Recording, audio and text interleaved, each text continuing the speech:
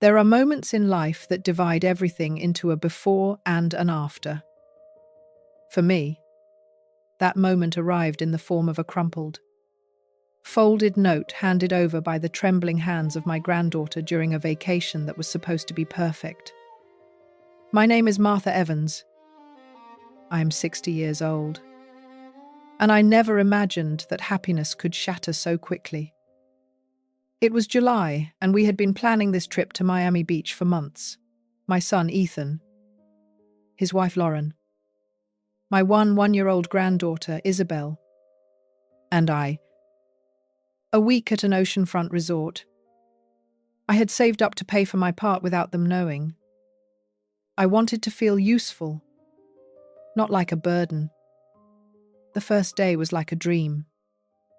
We had pancakes and bacon together on the patio with an ocean view.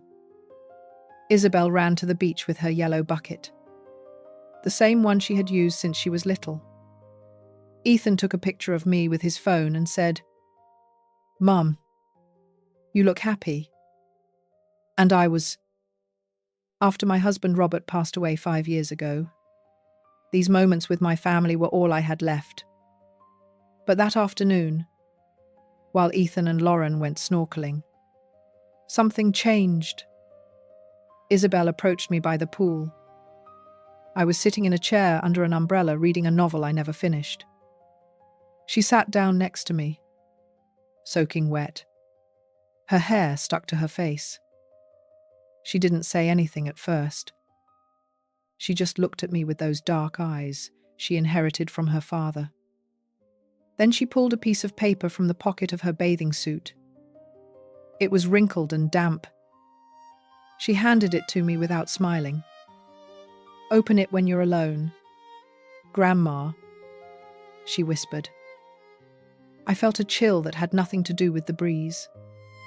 "What is this?" "Honey." "Just open it. Please." She stood up and ran back to the pool as if nothing had happened. But her shoulders were tense, and I, with that paper in my hands, felt that something bad was about to begin. I waited until Ethan and Lauren returned. I faked normalcy during dinner, but when we got to our rooms, I was sharing one with Isabelle. I closed the bathroom door and unfolded the paper. The handwriting was Isabelle's, shaky, written in haste. "Grandma, fake that you are sick and go home now. Please do not ask me why. Just do it. I'm begging you." My hands trembled. I read the message 3 times.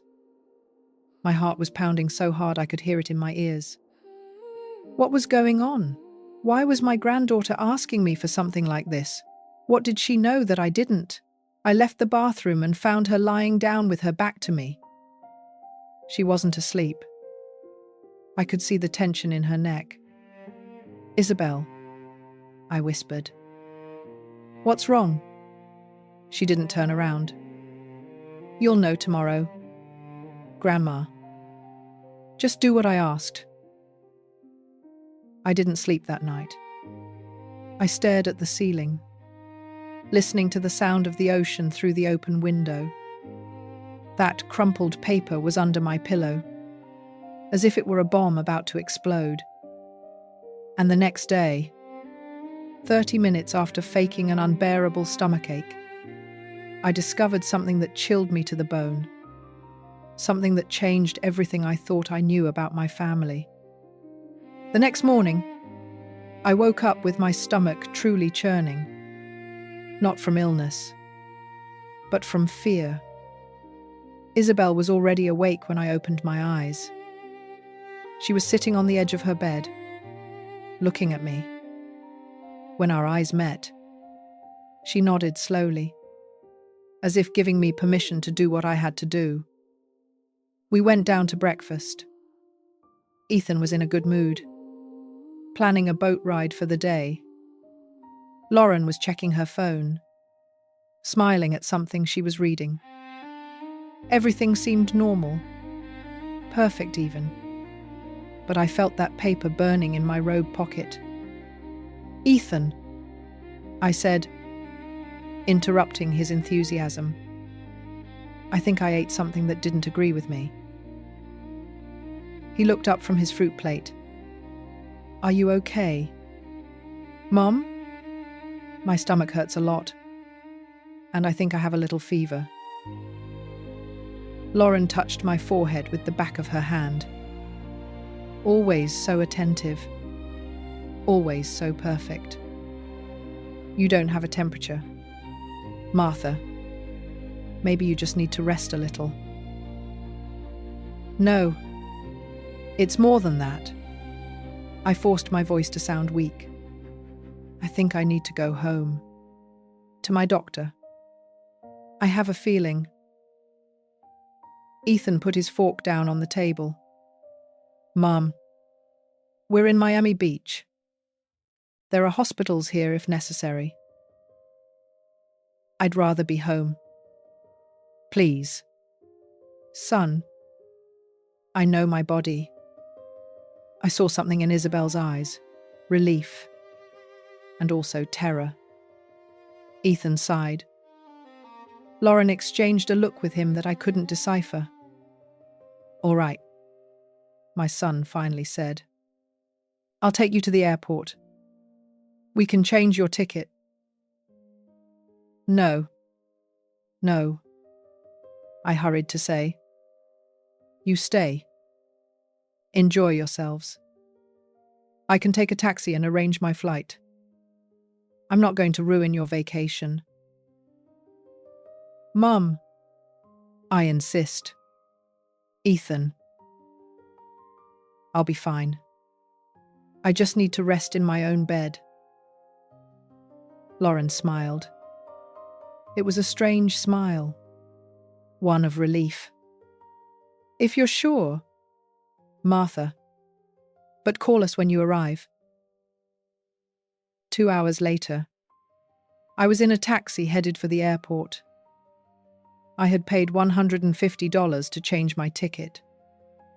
Isabelle had hugged me at the hotel door with a strength that scared me. "I love you, Grandma," she whispered in my ear. "Forgive me." "Why are you asking me to forgive you, my love?" But she just shook her head and ran back inside. The flight to Atlanta lasted a little over an hour. Every minute felt eternal. What was I going to discover? Why had Isabelle insisted so much that I leave? I arrived home at 3:00 the afternoon. My house, the same one where I raised Ethan, the same one where my husband Robert died in his favorite armchair, watching the sunset through the garden window. Everything was silent. I left my suitcase by the entrance and walked slowly through the living room. Nothing out of place. The same furniture. The same photographs on the walls. Ethan as a child. Ethan graduating from college. Ethan the day he married Lauren 13 years ago.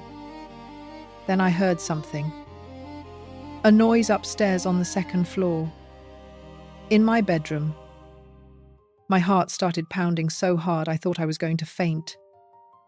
I went up the stairs slowly, clinging to the railing.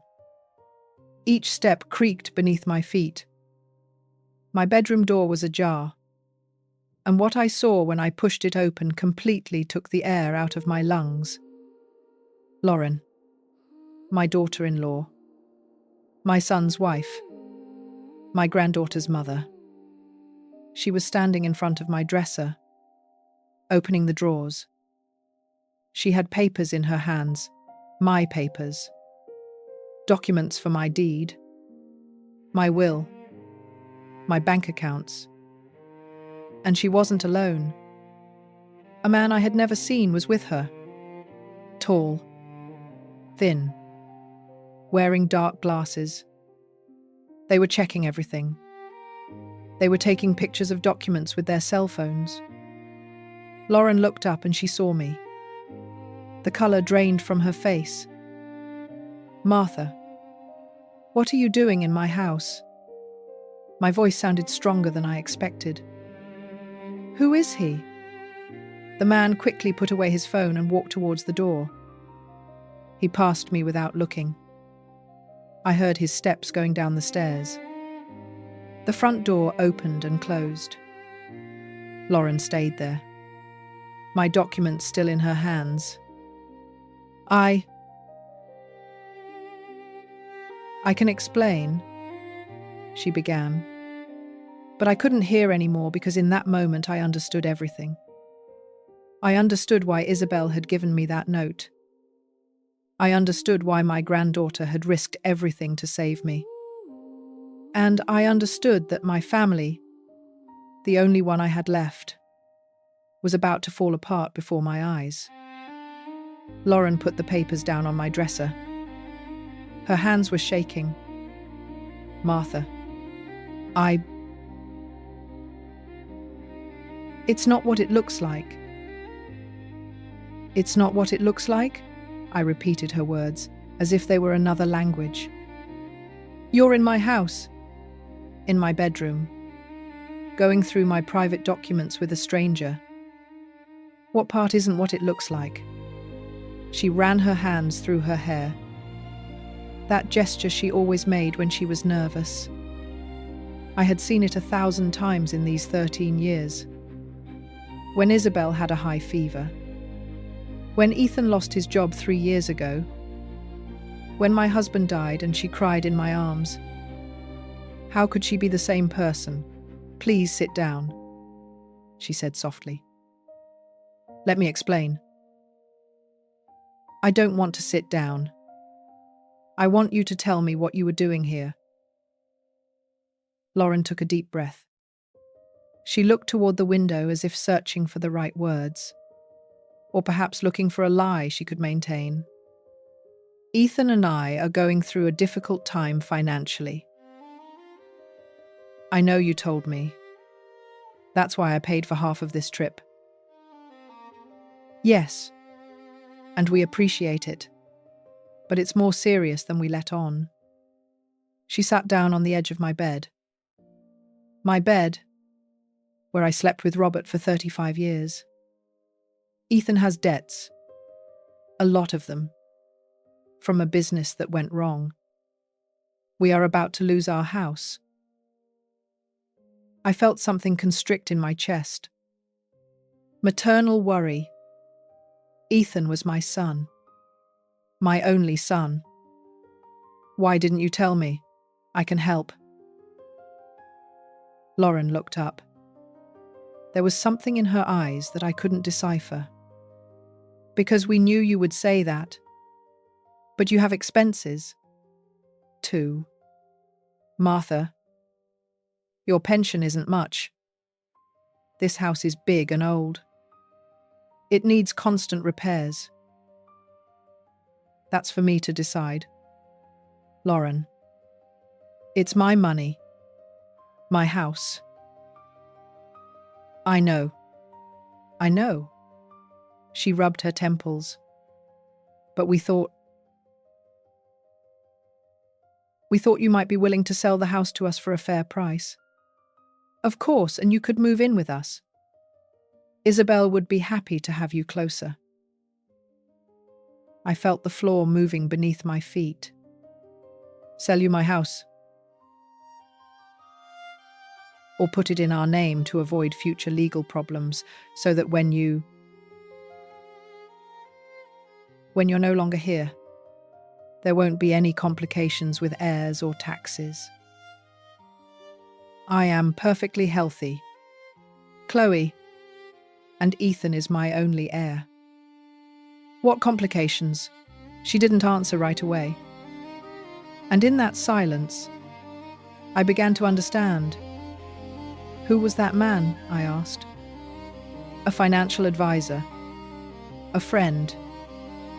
He's helping us organize everything. Organize what exactly? Martha, please. Don't make this more difficult than it already is.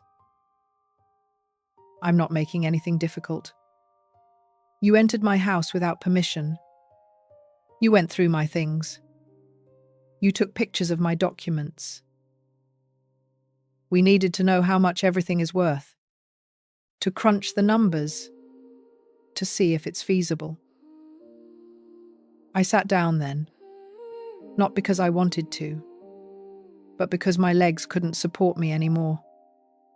Does Ethan know you're here? Lauren looked away. He will. He agrees with the idea of you selling us the house, but he didn't know I was coming today. He thought you were right about your stomachache. And Isabelle. How did she know? Lauren's face hardened. Isabelle heard things she shouldn't have. Conversations between Ethan and me. She adores you, Martha. She's very protective of you. Sometimes too much. Something in her tone gave me the chills. What do you mean too much? Just that she's a child, and children don't understand the complexities of adult life. They don't understand that sometimes difficult decisions have to be made. I stood up. Then I looked her straight in the eye. I want you out of my house. Lauren. Martha. Now. She stood up. She smoothed her shirt. She regained that perfect composure that always characterized her. I'm going to call Ethan. He'll explain it better. Maybe you don't want to listen to me, but it will be different with your son. You can call whoever you want, but get out of my house. Lauren walked toward the door. She stopped at the frame and looked at me one last time. Think about it.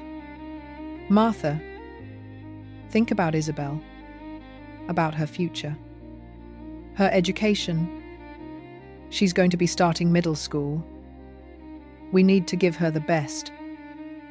A grandmother can't pay for her college. Sophia has the best.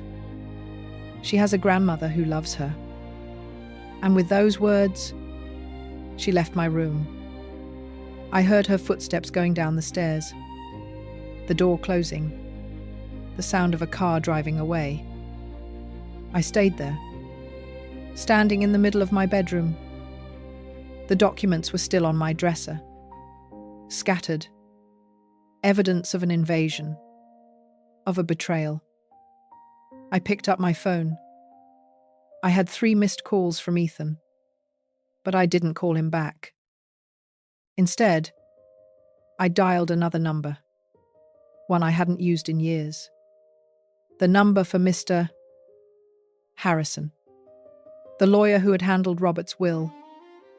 Because now I understood that this wasn't just about money.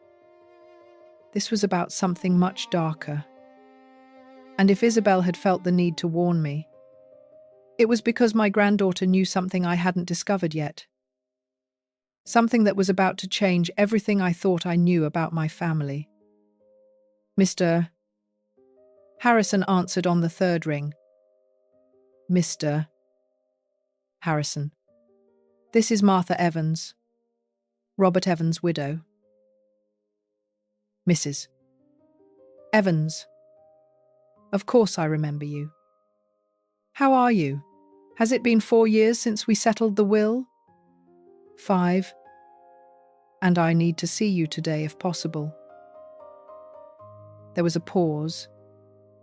Mr. Harrison was an observant man. He always had been. Did something happen? I'd rather talk in person. Can I see you at 5:0 inches the afternoon? Does that work? I looked at the clock. It was 3:30. I'll be there. I hung up and sat on the living room sofa, the same one where Robert used to read the newspaper every morning. It still held his scent. Or maybe it was just my imagination clinging to what no longer existed. My phone vibrated. Ethan. I looked at the screen. his smiling photo next to Isabelle at her last birthday. I let it vibrate until it stopped. Then it started again. Once. Twice. 3 times. Finally, I answered. "Mom." "What happened?" Lauren called me crying. "She says you kicked her out of the house." "Hello. Ethan. How's the vacation?" "Mom, don't play games." "What is going on?" "What do you think is going on?" My voice sounded colder than I intended. "Your wife entered my house without permission. She went through my private documents with a stranger. She explained it to me. It was a misunderstanding." "A misunderstanding?" "Mom, listen. I know it looks bad, but we had to crunch the numbers. We needed to know if selling your house could save us." I felt a sharp pain in my chest. Not physical. It was something worse. "Ethan, you are my son. If you need help, you ask me for it. We talk. You don't send your wife to rummage through my things as if I were already dead." "It wasn't like that." "God. Mom, you always dramatize everything." Those words cut me more than any knife. I dramatize? Yes. It's always been like that. Ever since Dad died. Everything is a drama. You can't accept that life goes on. That we have real problems. Adult problems. I closed my eyes. I took a deep breath. "Ethan, I'm 60 years old. I raised a son alone after your father died. I've maintained this house. I've taken care of myself without being a burden to anyone. I am not dramatic. I am a woman who deserves respect." "I know, Mom, and we do respect you. That's why we're asking for your help." Asking or taking. Silence on the other end. "Look," Ethan continued in a softer pace, more calculated tone. "I know it was a mistake for Lauren to go without telling you. She is very stressed. I am very stressed. We owe $200,000. If we don't get it in 3 months, we lose our house. Isabelle would have to change schools. Everything would fall apart. $200,000. It was a lot of money. But I had savings. I had this house valued at almost $2 million. I had Robert's pension and mine. Why didn't you tell me sooner?" "Because we knew you would want to help and we didn't want to put that burden on you. But if you want me to sell you my house..." "Not sell it," he interrupted. "Put it in our name to protect it. So that when you... well, you know, so that there are no legal problems. So that everything stays in the family." There was something in the way he said it. A coldness.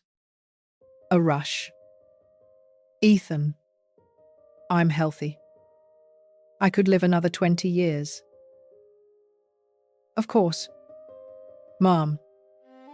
No one is saying otherwise." But his tone said exactly the opposite. "What if I don't want to sell? What if I prefer to lend you the money?" Another pause. "It's more complicated than that. The debts are in the company's name. We need something bigger. Collateral. A guarantee." "My house is a guarantee?" "Something like that." I got up from the sofa. I walked toward the window. The garden was neglected. The azaleas needed trimming. Robert always took care of that.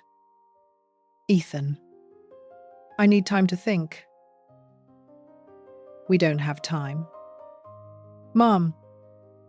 The creditors are pressuring us. How much time? Weeks? Maybe days? Days. My voice rose without me being able to control it. And you take me on vacation while you plan this. We didn't plan it that way. The trip opportunity came up and we thought it would be good for everyone to clear our heads. Or to keep me away while Lauren went through my things. Stop it. Mom? Stop with the paranoia. And there it was. The anger. The true face behind the plea. I want to talk to Isabelle, I said. Isabelle is at the pool. Find her. Mom. Find her. Ethan. Now. I heard noises. Footsteps. Ethan's voice calling Isabelle in the distance. Confused voices. And then finally my granddaughter's voice. Grandma. My love. Are you okay? Yes. Her voice sounded small. Scared. Are you okay? I'm fine. Thank you for warning me.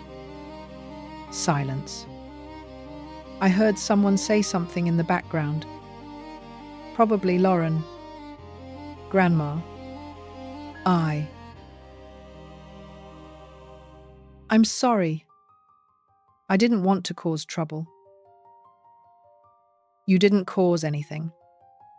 Honey, you did the right thing. Dad says I exaggerated. That I misinterpreted things. My heart broke a little more. Isabelle, listen to me closely. You didn't misinterpret anything. You are a very smart and very brave girl. I have to hang up. Grandma. Mum is calling me. I love you, my angel. No matter what happens, remember that I love you. I love you, too. The call cut off. I stayed there, phone in hand, feeling like everything solid in my life was crumbling. My son, my daughter-in-law, my house, my future. When had all this begun? When did I stop being the mother Ethan respected to become an obstacle he needed to remove? I thought of all those Sunday barbecues, all those times I watched Isabelle when they needed to go out, all the times I said yes when maybe I should have said no. I thought of Robert's funeral, Ethan crying in my arms, Lauren organizing everything with cold efficiency, and me numb with grief, letting them make decisions for me. Your dad would want you to be calm, Ethan had told me. Then we'll take care of everything. Since when did taking care of everything mean taking control? I looked at the clock. 4:20. I had to get ready to see Mr. Harrison.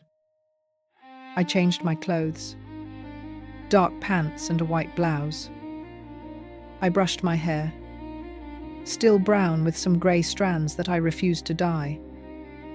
Robert always said they made me look distinguished.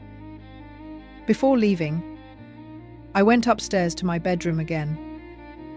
I took the documents that Lauren had left, scattered deeds, will, bank statements. I put them in my purse. And then I saw something I hadn't noticed before. On my desk, next to the lamp Robert gave me for our 20th anniversary, there was a manila folder. It wasn't mine.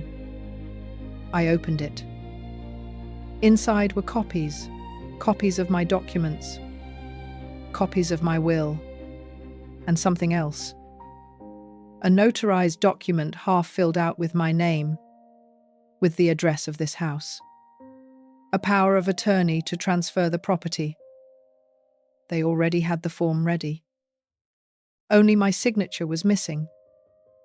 I felt the world tilt. I sat on the bed because my legs wouldn't hold me. They weren't planning on asking me for the house. They were planning on taking it.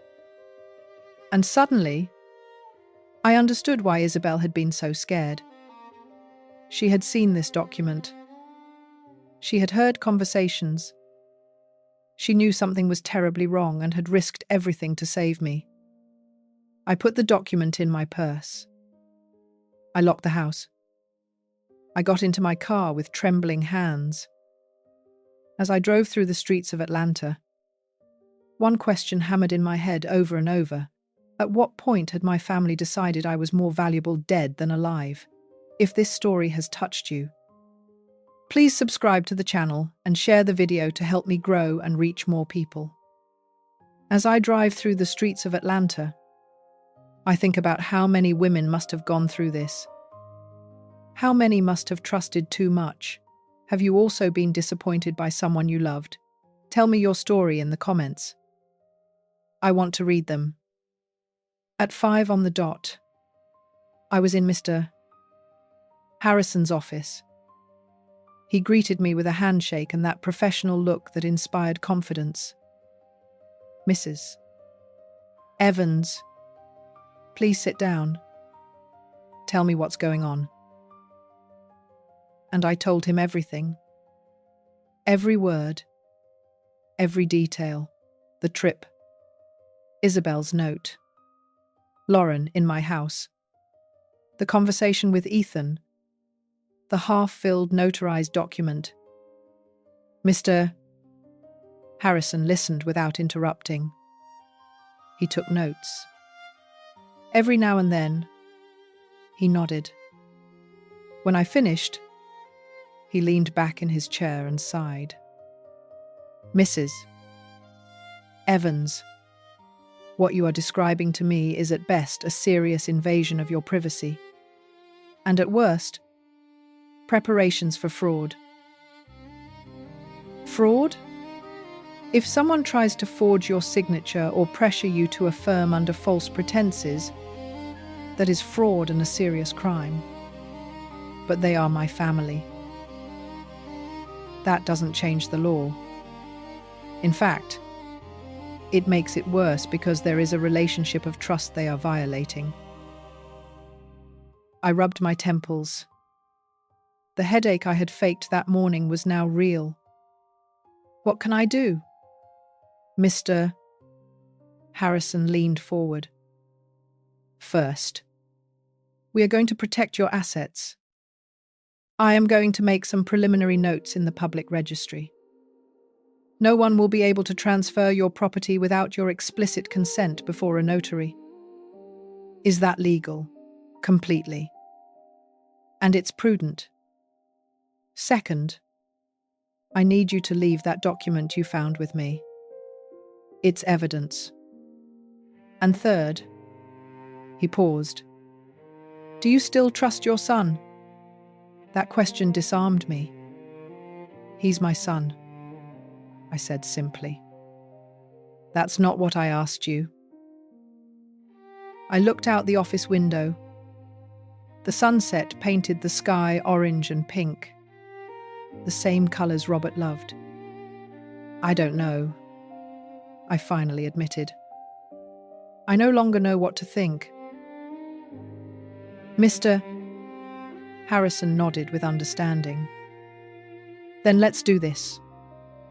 Let's protect your assets while you decide what you want to do with your family.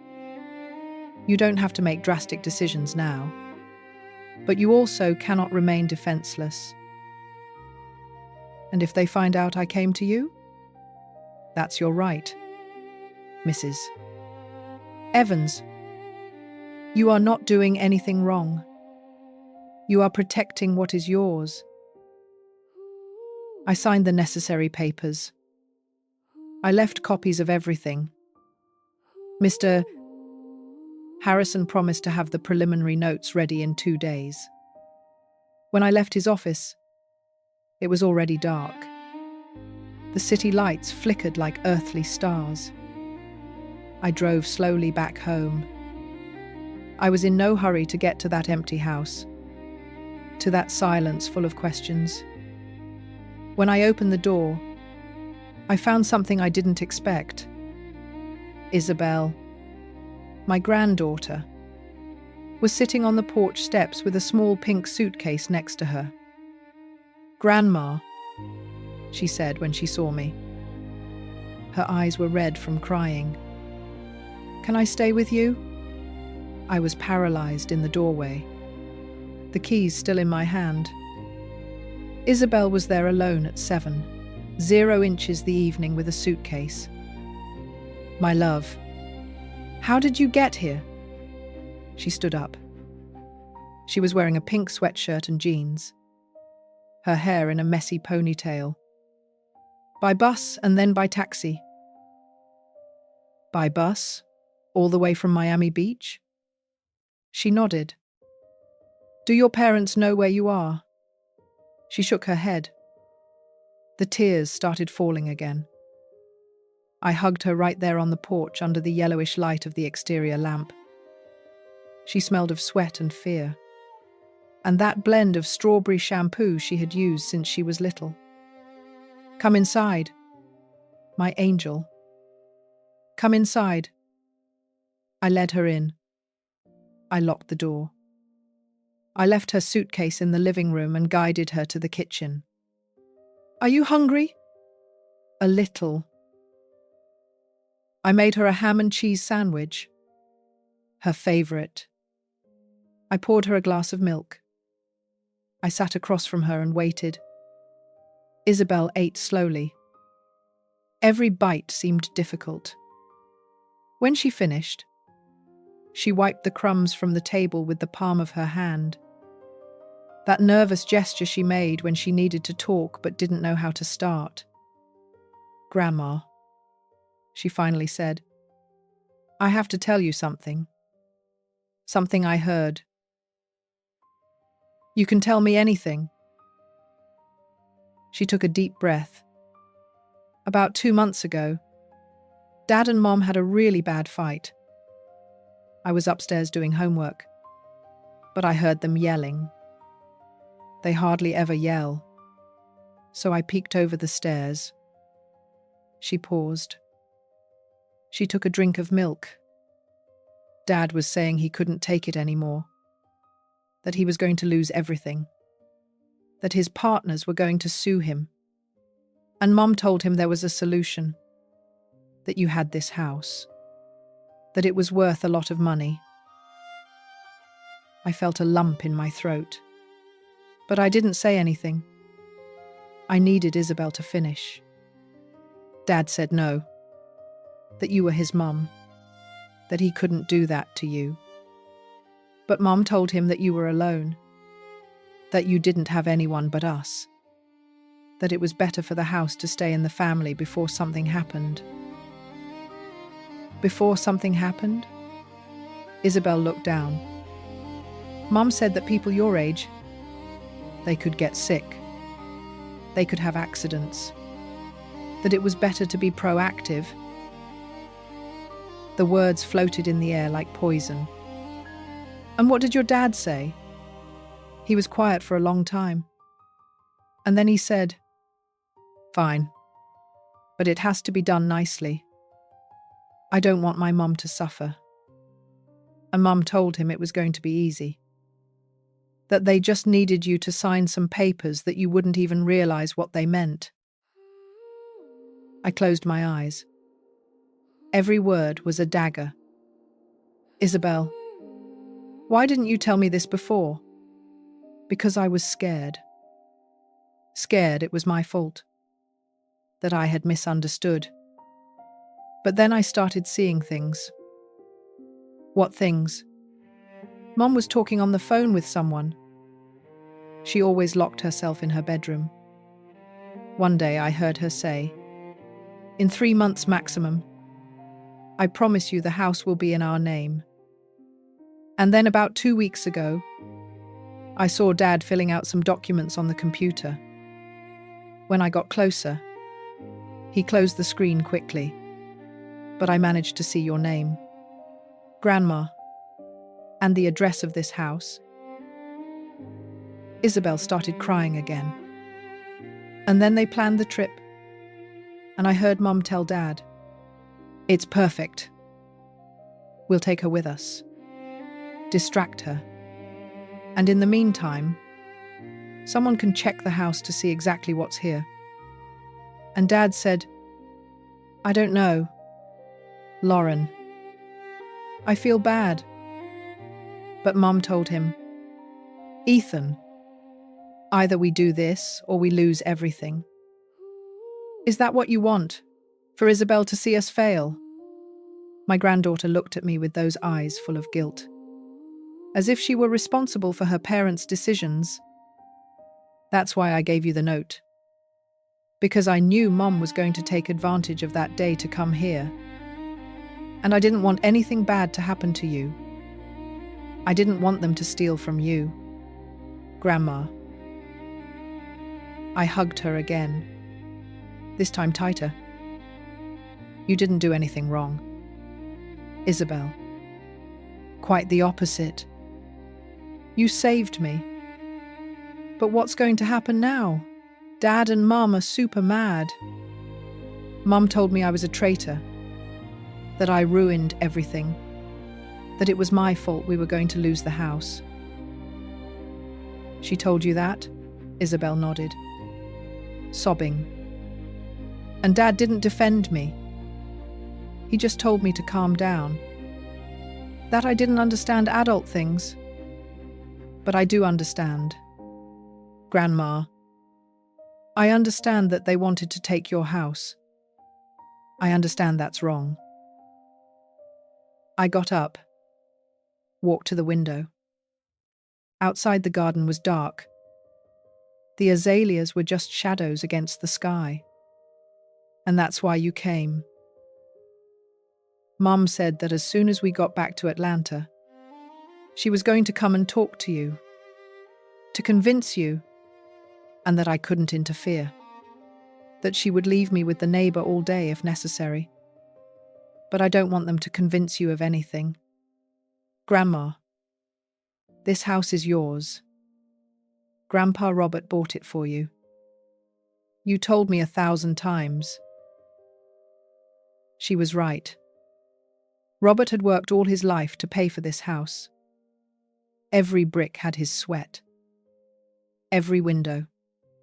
His love. "Do your parents know you're here?" I left them a note. I said I was coming to stay with you, that I wasn't going to let them hurt you.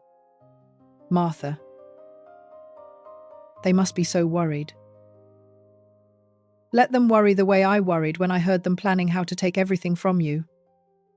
There was an anger in her voice that was not typical of an 1-year-old. It was a righteous anger, an anger I myself was beginning to feel.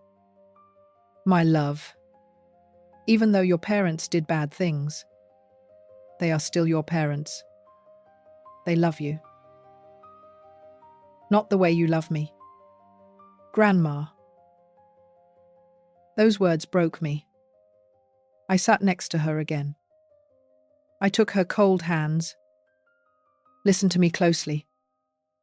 We are going to solve this. I don't know how yet, but we are going to solve it. For now, you are staying with me. And tomorrow I will talk to your parents. Are you going to give them the house? No. Are you going to lend them money? I don't know. But what I do know is that no one is going to pressure me into making decisions. And no one is going to use my granddaughter as emotional blackmail." Isabelle hugged me, and in that moment I felt something I hadn't felt in a long time. Clarity. For years, I had made myself small. I had said yes when I wanted to say no. I had given in to keep the peace. I had accepted scraps of attention from my son because I was afraid of being completely alone. But now, with Isabelle trembling in my arms, I understood something fundamental. I was not alone. I had this brave girl who had risked everything to protect me. And I had something more important. I had dignity. That night, I prepared the guest room for Isabelle. I lent her a pair of my pajamas, which were huge on her. We laughed a little when she put them on, and the sleeves covered her hands. "You look like a ghost," I told her. "A protective ghost," she replied. I tucked her into bed. I kissed her on the forehead. "Grandma," she whispered. "Do you think Mom and Dad hate me now?" "No. My love. They are confused and scared. But they don't hate you." "And do you hate me for causing so much trouble?" "Hate you? Isabelle, you are the best thing I have in this world." She smiled.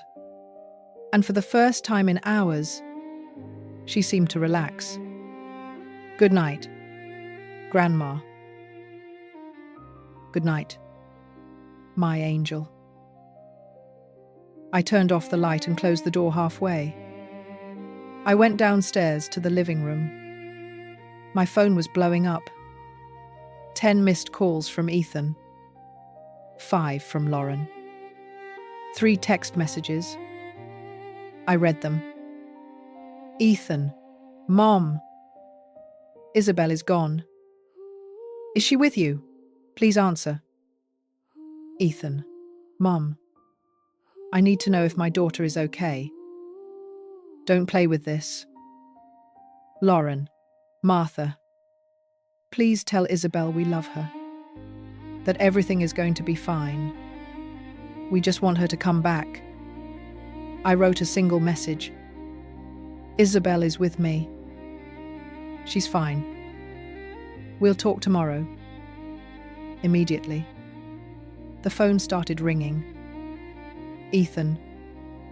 I didn't answer. Instead, I opened the notebook where Robert used to write his reflections. I kept it in the coffee table drawer. I turned the pages until I found one he had written shortly before he died. It said, "Victoria, if you ever feel lost, remember this. The most valuable thing we have is not this house. It's not the money. It's the ability to look at ourselves in the mirror and know that we lived with dignity.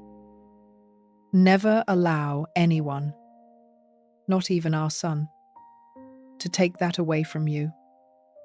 I love you. Frank." I closed the notebook, and I knew exactly what I had to do. I couldn't sleep that night. I thought of all the women who must have kept silent out of fear, to maintain family peace, to avoid being the problem. As I tell all this, I wonder where you might be listening to me. Write the name of your city in the comments. I want to know how many of us have had to choose between family and our own dignity. I woke up early the next morning. Isabelle was still asleep. I made coffee. I sat in the garden. The azaleas needed trimming. Yes, but they were still beautiful. At 8:00 the morning, I heard a car pull up in front of the house. Ethan and Lauren had returned from Miami Beach. And "Everything completely normal," she stated. "Don't let them know you're watching. The best evidence comes when they feel safe." That night, I sat in my study with headphones on, watching the day's recordings. Their return from the errand. The conversation in the kitchen as they unpacked groceries. "He's too quiet," Elena said, her voice tight with worry. "It's suspicious. We need another approach. Julian leaned against the counter, arms crossed. The direct hit didn't work. Time for the indirect hit. I saved the file, dated it, and labeled it Evidence Log Entry 1. The following days allowed me to build my case. February 28th. Julian discussed contingency plans. March 1st. Elena worried that I was acting strangely. March 2nd. They looked up lawyers to challenge my mental competency. March 3rd. Julian's search history showed declarations of parental incapacity. Every conversation was documented, saved, and organized into folders by topic. I watched them conspire against me with the methodical patience of someone building a legal case brick by brick. Veronica sent weekly reports, their social media activity, online purchases, public record searches, the digital trail of people preparing for war. On March 4th, I decided to give them exactly what they wanted. At breakfast, I rubbed my temples. I've been feeling so tired lately. Their heads snapped up like bloodhounds on a scent. That night at dinner, I feigned forgetting where I had left my reading glasses. I've been very forgetful. Elena leaned forward, feigning concern. Maybe you should see a doctor. Dad. It's normal at your age, Julian added casually, but it's definitely worth checking out. I nodded, playing the confused old man. Later, reviewing the recording, I saw them celebrate my confession as if it were a gift. On the night of March 18th, after 3 weeks of evidence, dozens of conversations, and hundreds of hours of recording, I opened my phone and found Harrison Cole's number. Tomorrow, we would build a strategy. It was time to move from documentation to action. The articles appeared on March 5th. I found them scattered on the kitchen counter that morning. Printed pages about cognitive decline, the early symptoms of dementia, and the importance of medical evaluation for seniors. Elena was by the coffee maker watching my reaction. I found this online. I thought it might be helpful to understand what's been happening with you. I picked up the first article and skimmed it with appropriate confusion. I suppose reading wouldn't hurt. Knowledge is power, Julian added from the doorway. His smile didn't reach his eyes. I took the articles to my study, photographed each page, and filed them as evidence. Psychological manipulation documented. They were constructing a narrative. The confused old man who needed intervention, who couldn't be trusted to handle his own affairs. Over the next 3 days, more articles appeared. Residences for people with dementia. The importance of power of attorney. Financial management for those experiencing cognitive difficulties.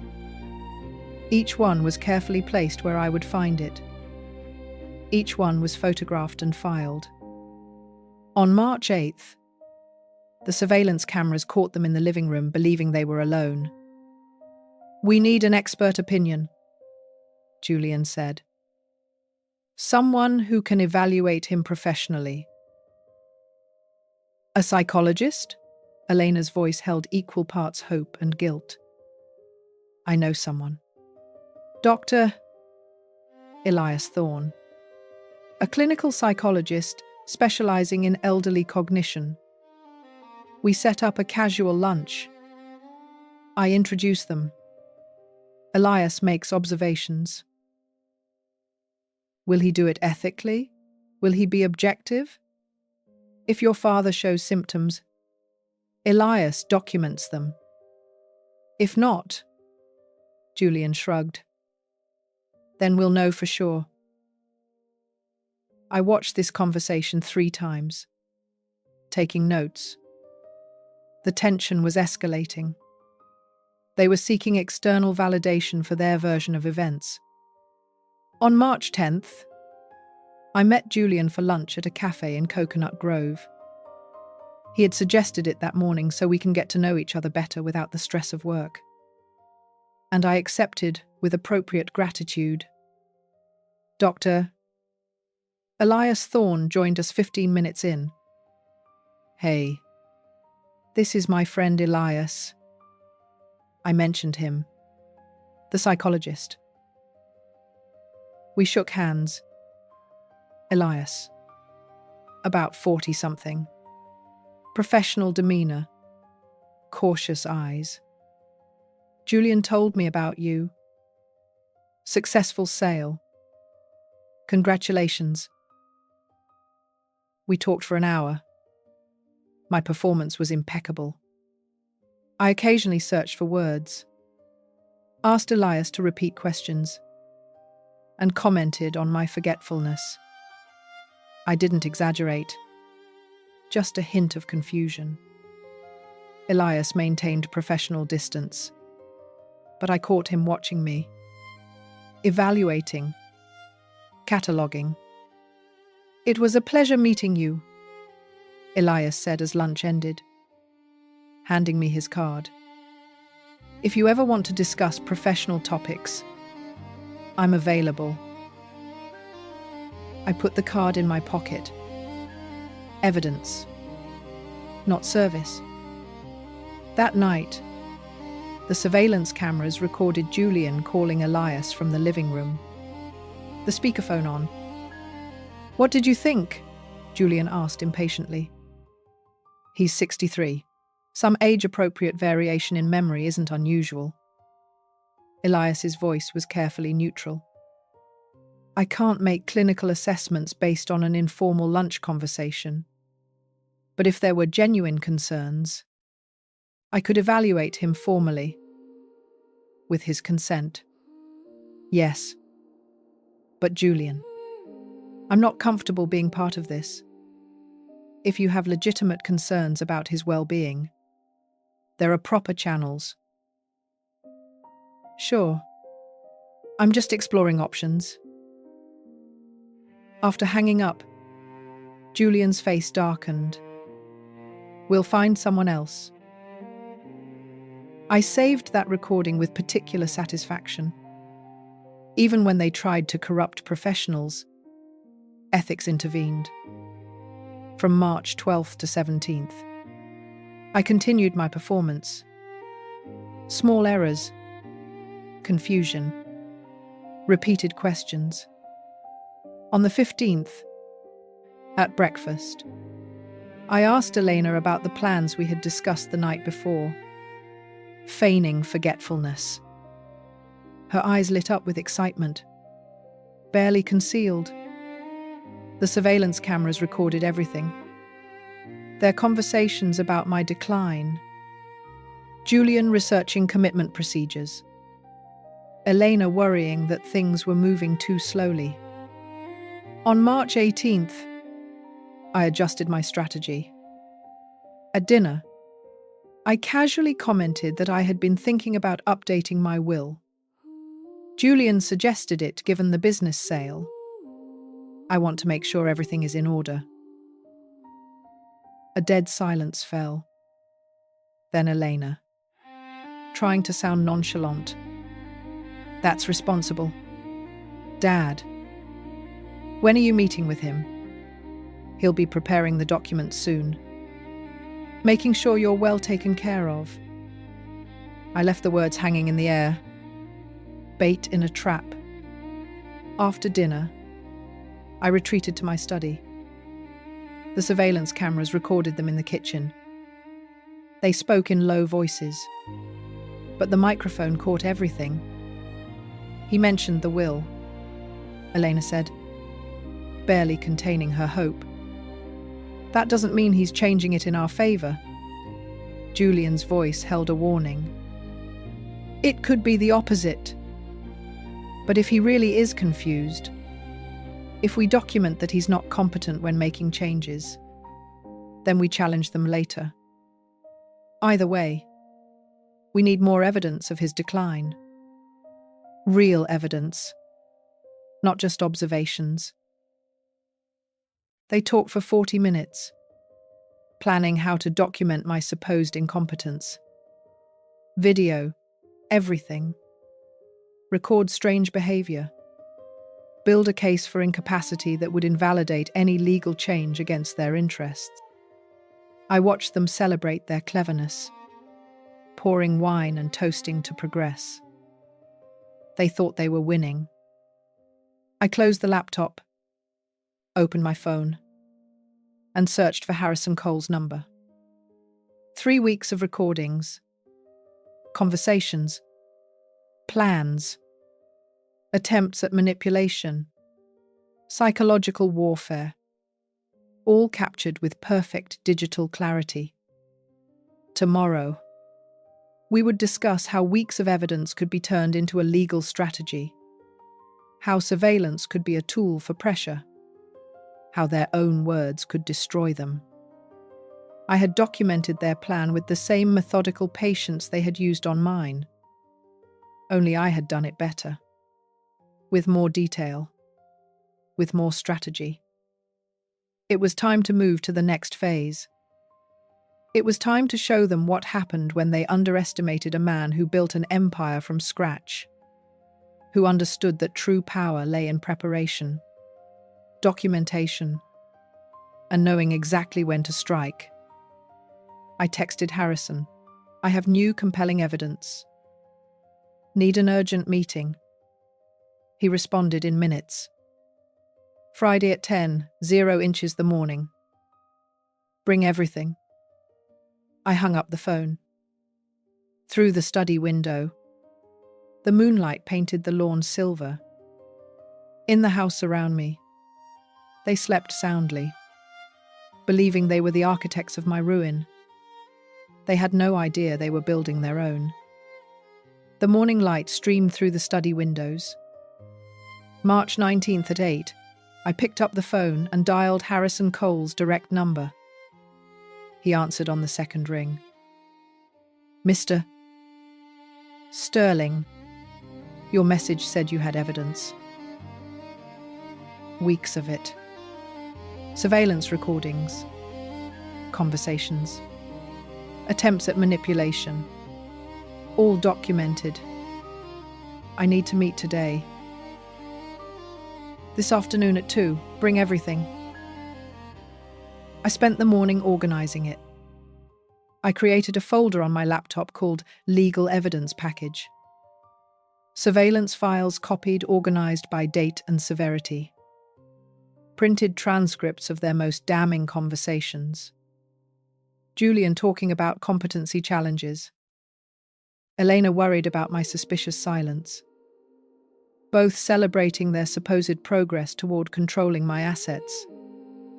Veronica's weekly reports went into a manila envelope, underlined and tabbed. I loaded everything onto 2 USB drives, one for Harrison and one backup.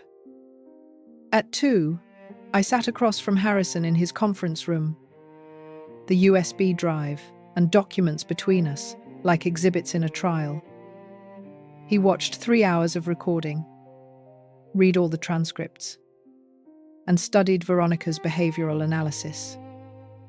Finally, he leaned back, fingers interlaced. "This is extensive. Multiple legal options, restraining orders, civil lawsuit, criminal charges for attempted poisoning." He tapped the trust document I had mentioned. "But first, we protect your assets. Irrevocable living trust." How does that work? Assets are transferred to the trust. It becomes an independent legal entity. An independent trustee administers it. You set the conditions for beneficiary access. Once signed, they are untouchable. Not even you can modify them. He pulled out a notepad and began sketching the structure. We'll make it bulletproof. They won't be able to access it through lawsuits, manipulate the administrators, or effectively challenge it. How long would it take? A week. If we act now, you'll transfer the majority of your assets.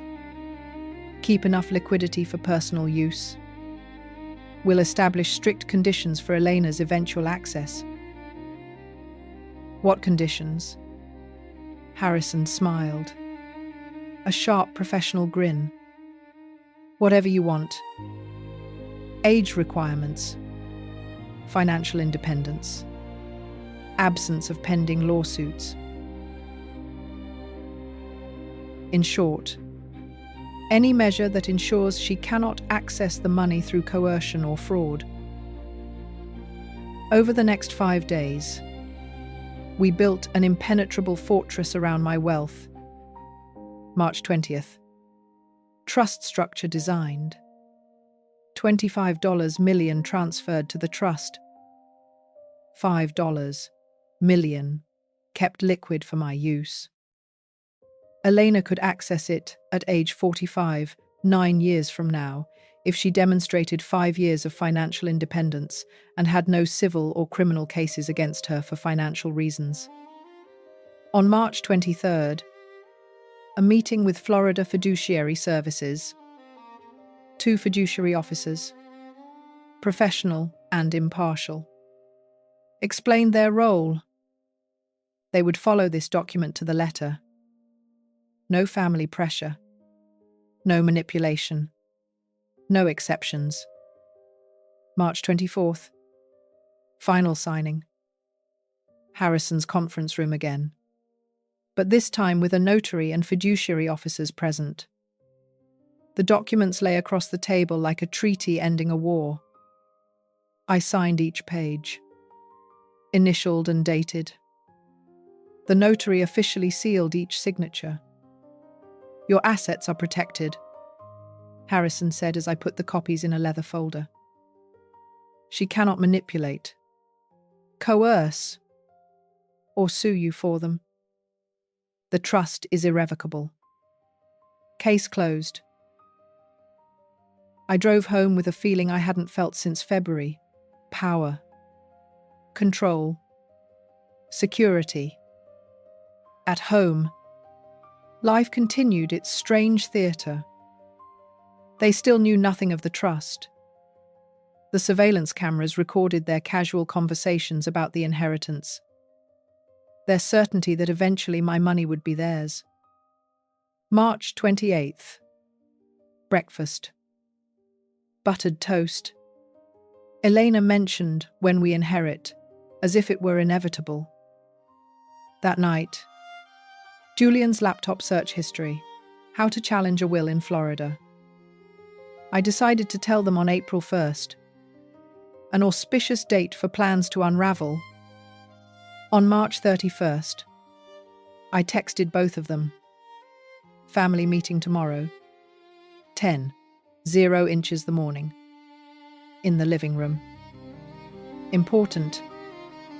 Harrison had advised doing it in public or with witnesses. They could become aggressive.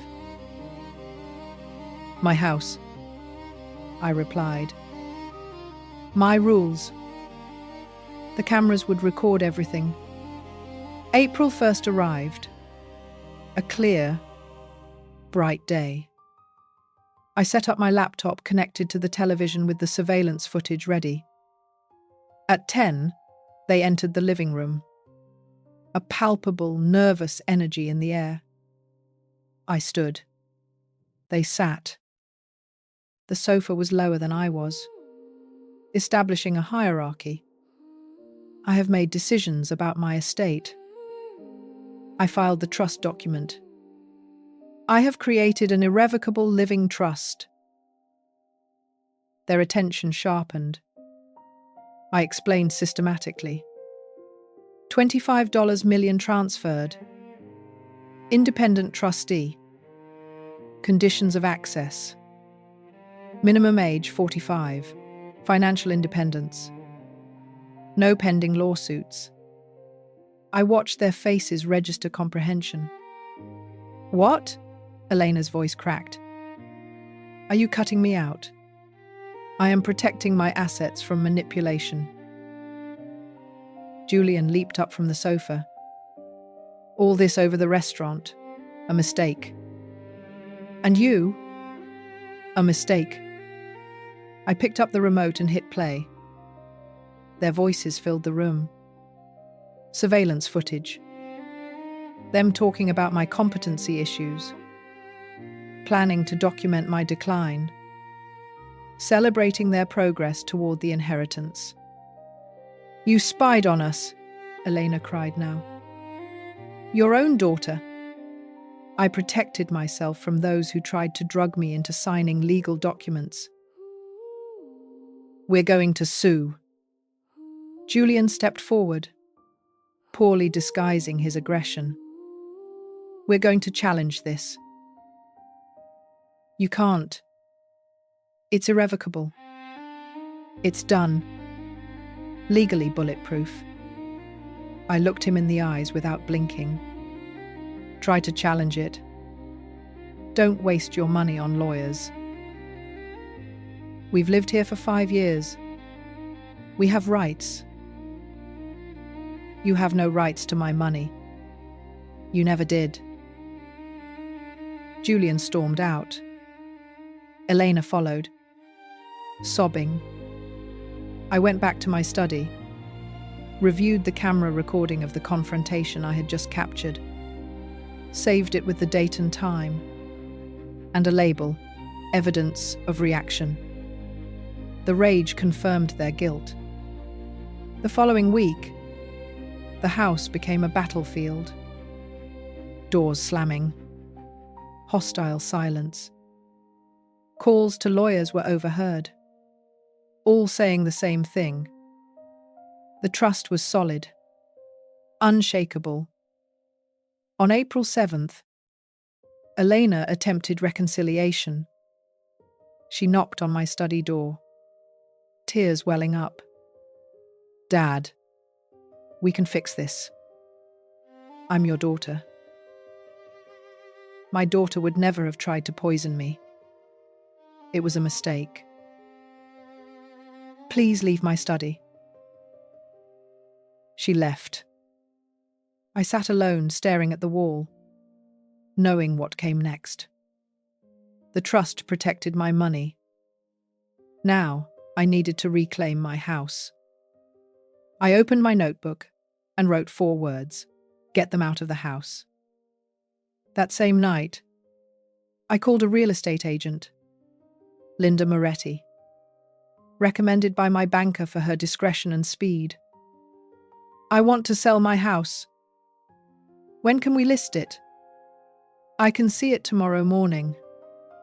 If it's as you describe, we could list it this weekend. April 8th. She arrived with a tape measure and a professional appraisal. I walked through the rooms where my daughter and son-in-law still lived, evaluating the market value of the house they were borrowing. A lovely property. I can list it for $7 million. This market moves fast, but the property must be vacant for showings. It will be. The listing went live on April 10th. First showings scheduled for April 12th. I notified Elena and Julian via text message. Showings Friday. You'll need to be out for 3 hours. You're selling the house? Julian replied by text. Yes. There was no response. They left on Friday morning. And when they returned, they found business cards from potential buyers on the kitchen counter. Their faces registered the comprehension that I was completely dismantling their life. On April 15th, I asked Harrison to draft the eviction notice formal, legal, final, giving them 60 days to vacate. I handed it to them that night as they sat in the living room. their borrowed living room. Julian read it, his face darkening. He tore it in half. "You can't evict us. This is our home." Read the notice. "Challenge it all you want. No lease. No rent. No tenant rights. 60 days. June 15th. We'll fight this. Try it." They hired a lawyer on April 16th. I listened to their consultation call via surveillance cameras. The lawyer's assessment matched Harrison's. If there's no lease, he has grounds. You live there by permission, which he is now revoking. Harrison filed the eviction lawsuit on April 20th. The court date was set for May 3rd, 3 weeks away. Meanwhile, I rented an apartment downtown, month-to-month lease. Oceanfront. Quiet. A clean place. No grudges. I moved out on April 28th. The house became hostile territory. I stayed mostly at the apartment, returning only for necessities. On each visit, the surveillance cameras captured their desperation. Elena crying, Julian raging, both calling lawyers who had no solutions. May 10th arrived. Miami-Dade Courthouse. 3rd floor. Eviction trial. Harrison and I sat at the plaintiff's table. Across the aisle, Elena, Julian, and their lawyer. Young and overmatched.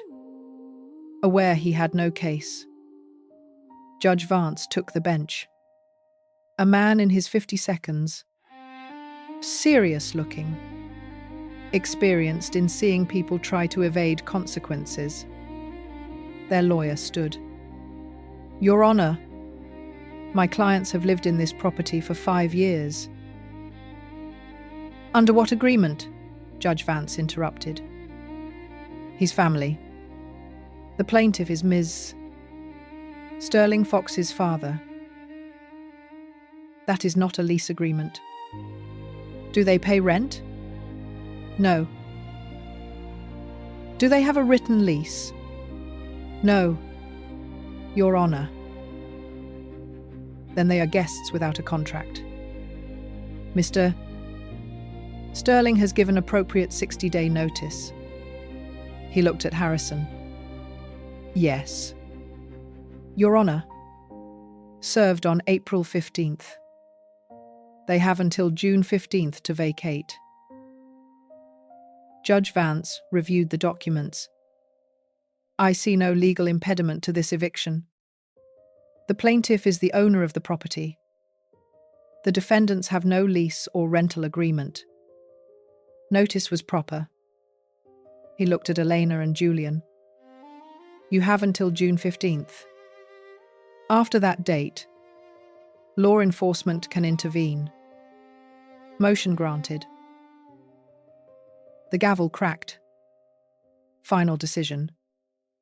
In the hallway, Julian confronted me, his voice low and menacing. "You'll regret this. You're destroying your own family. I am removing those who poisoned me. We'll make you pay." "With what money?" I walked away, leaving him sputtering in the hallway. The next 5 weeks were a tense standoff. I stayed at the apartment. They remained in the house, packing slowly, desperately searching for rental properties they couldn't afford without my help. The surveillance cameras recorded endless arguments. Elena breaking down, Julian's fury at their complete defeat. On June 14th, I received confirmation. The buyer of the house had completed the inspection and the sale was approved for closing in August. pending possession handover. June 15th was moving day. I arrived at the house at noon. A large moving truck was in the driveway loading furniture. Elena, eyes red, face haggard, gave instructions to the movers. Julian loaded boxes, his jerky movements reflecting contained fury. They didn't even greet me. I stood on the lawn watching them load their possessions. Everything I had bought for them. Everything they had accumulated during 5 years of living off my generosity. The truck pulled away at 4. They drove off in Julian's car without looking back. I entered the empty house, the echo of footsteps ringing on the hardwood floor. No furniture, no trace of them, no trace of poison in the air. Room by room, I walked through the reclaimed space. Marks on the walls where pictures once hung, indentations in the carpet where furniture had been.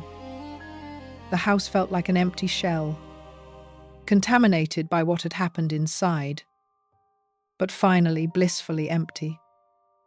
My phone vibrated. Harrison. Eviction completed. Ready to talk civil lawsuit, I stood in the center of the living room. My living room. Looking around at the emptiness. Selling the house would erase their presence completely. But first, one more legal action. One final blow. I texted back. Yes. Let's schedule a meeting for Monday. It's time for this to be definitive. I wrote my reply to Harrison. Yes. Let's schedule the meeting for Monday. It was time for this to be permanently on the record. The empty living room surrounded me. No furniture. Just the hardwood floor and the echo. I sat down, my back against the wall, laptop resting on my knees, and opened the evidence folders one last time. Months of documentation, surveillance recordings ordered by date, hospital medical records, Mateo's statement, Veronica's reports, every conversation, every attempt at manipulation, every proof that what happened to me was not paranoia, but premeditated exploitation.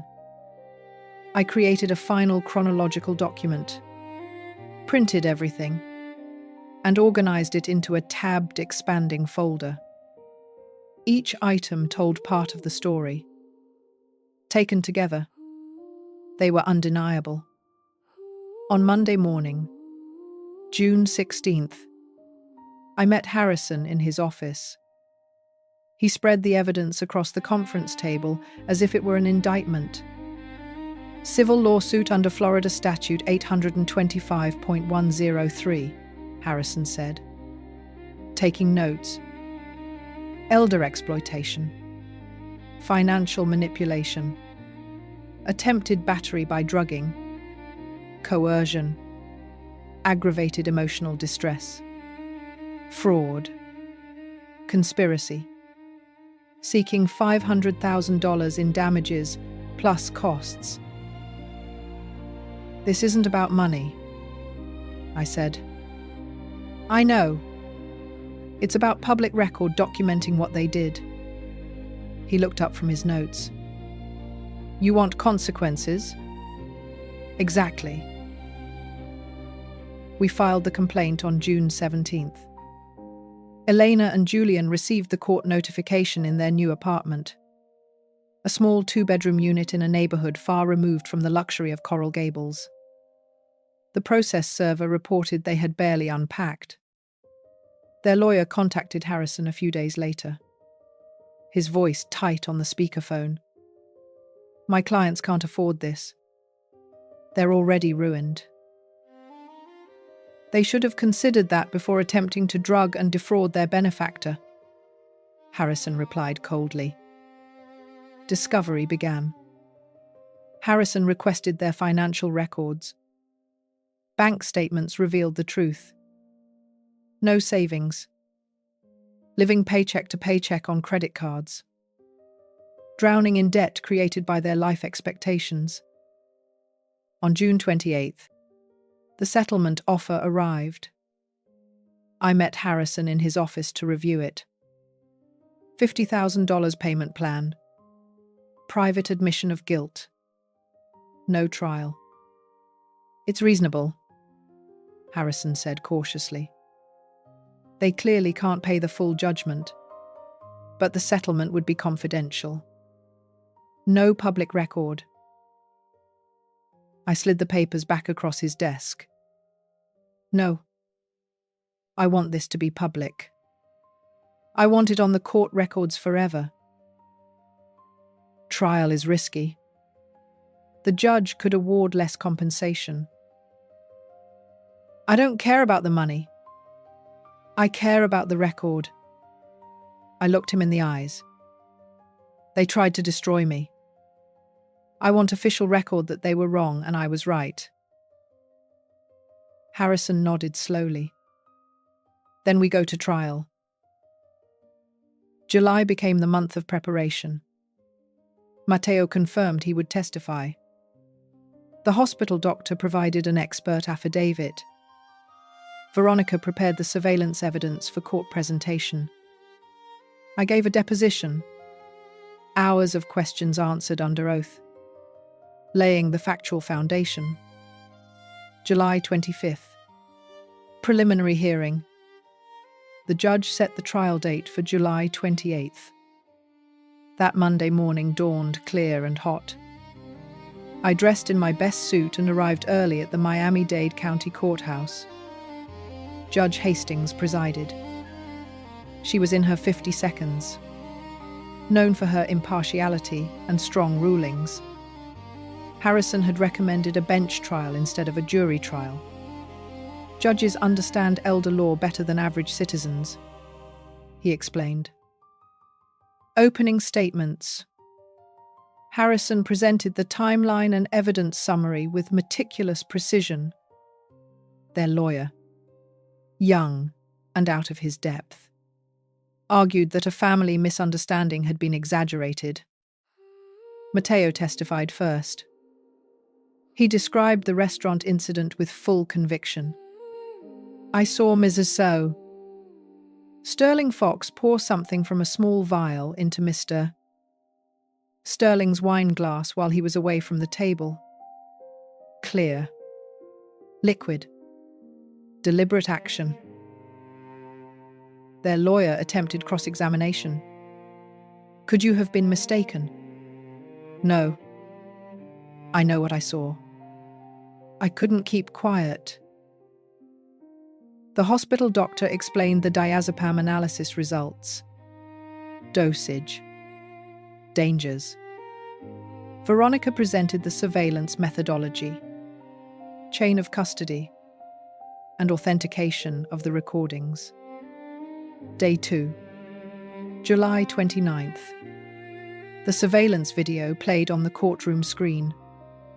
Their own voices filled the space, discussing competency issues, planning Elias's consultation, and celebrating their supposed progress toward the inheritance. Julian said, "He's 63, not lucid anymore." Elena's voice said, "We deserve this money." I watched Judge Hastings take notes, her expression serious and focused. Elena testified, crying. She admitted to the restaurant incident, but claimed she only wanted him to listen to her about important papers. Julian testified. Defensive and hostile. He blamed me for overreacting to a family conflict. Then it was my turn. The witness stand felt solemn, formal, everyone watching me. I stated my name, my age, and my relationship to the defendants. I answered Harrison's questions calmly and precisely. Restaurant surveillance, trust creation, eviction, I presented the evidence one by one. Cross-examination became aggressive. "Aren't you being vengeful?" "Mr. Sterling, I'm seeking accountability. There's a difference." Judge Hastings asked her own question. Why pursue a civil suit after fiduciary protection and eviction? I looked straight at her. Because what they did was wrong. It needs to be on public record for my protection, as a precedent for the truth. July 30th. Closing arguments. Harrison, this is a textbook case of elder exploitation, attempted battery by drugging, financial manipulation, psychological coercion. The evidence is overwhelming. Their lawyer, family conflict and poor judgment. Yes, but not criminal exploitation. Judge Hastings closed her notebook. I will issue the ruling in writing in 2 weeks. I left the courthouse in the late afternoon heat with the satisfaction of having completed my task. I spoke the truth publicly, presented the evidence. Now justice would decide if the truth mattered. 2 weeks of waiting. 2 weeks wondering if the system would validate what I had suffered or dismiss it as family drama. I returned to my temporary apartment, watched the sunset over Biscayne Bay, and waited for the world to confirm what I already knew, that I had been right to protect myself, to defend myself, to demand justice. August 15th. The dawn light filtered over the ocean outside my balcony. Coffee steamed in my hand. Bitter. Familiar. Comforting. 2 weeks after the trial ended, the phone rang at 9. "Mr. Sterling. Harrison.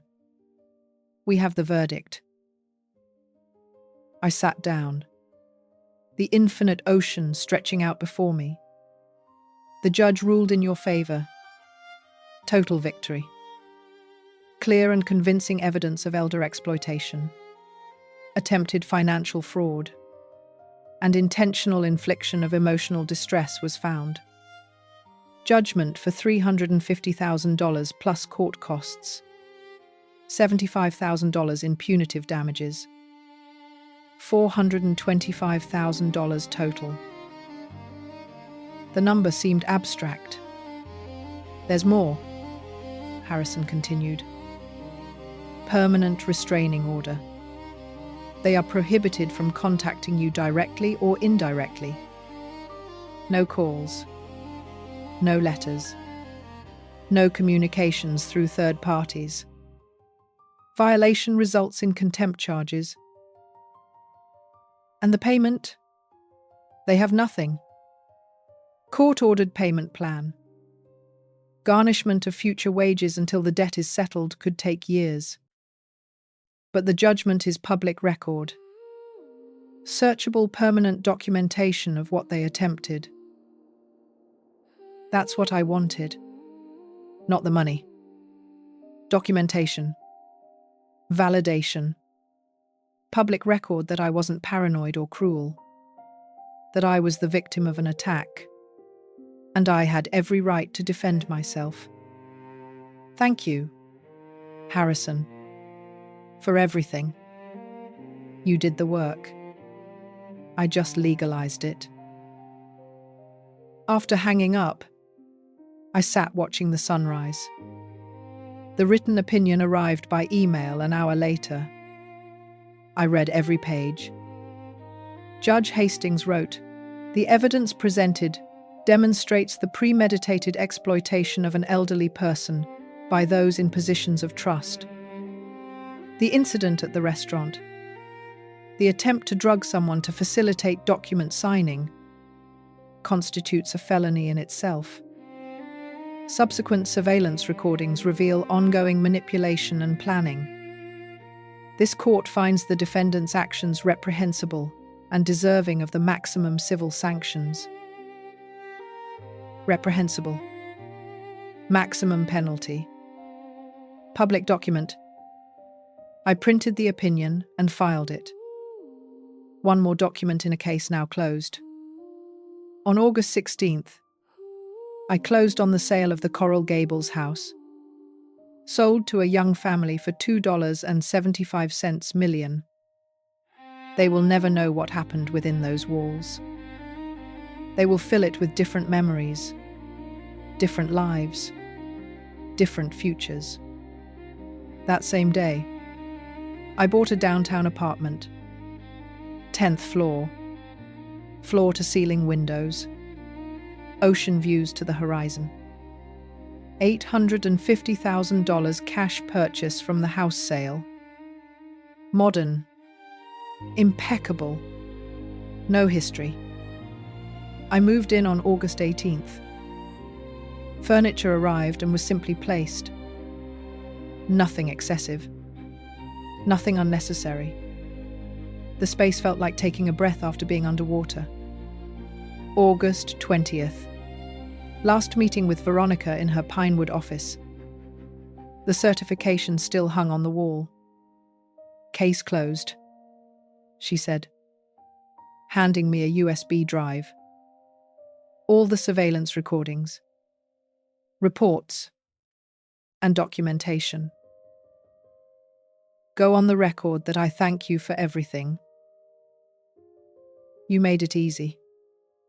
They were predictable. She stood and extended her hand. Take care. Mr. Sterling. We shook hands. The matter concluded. The professional relationship was over. On August 22nd, I sat on my new balcony, phone in hand. I searched for Elena's contact, my finger hovering over the screen. Delete contact. A confirmation box popped up. I pressed yes. Her name vanished. Julian's followed. Both disappeared from my phone, from my life, from my future. The restraining order legally barred them from communication.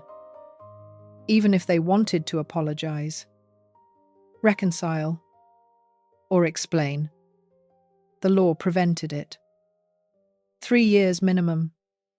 Enough time for life to move on without them. I felt nothing. Neither satisfaction nor sadness. Just a serene peace. On August 23rd and 24th, I established new routines. Coffee on the balcony in the morning. Walks by the sea in the afternoon. Reading at night with the sound of the ocean drifting through the open windows. I called old friends I had neglected during the chaos. Made lunch plans. Reconnected. And rebuilt my social life outside of surveillance and legal battles. On August 25th, the sunset painted the sky in layers. Orange blending into purple. Then deep blue. I stood on my balcony, coffee cooling in my hand, watching the day turn into night. 6 months since February. Since that restaurant. Since Matteo's warning. The glass switch. And everything that followed. I protected my assets through the trust. Evicted them from my house. Held them accountable with a civil judgment. And put their exploitation on public record.